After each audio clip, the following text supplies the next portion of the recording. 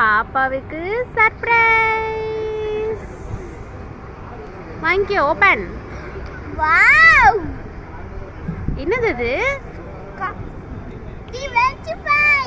ஏய், சூப்பர்.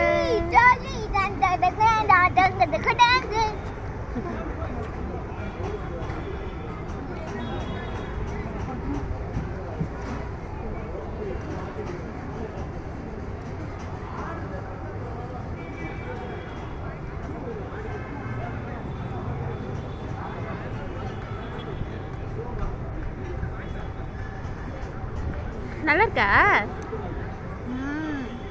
சூப்பரா சூப்பரா இருக்கா? என்னமோ தொட்டு சாப்பிட்றீங்க, என்னது இது?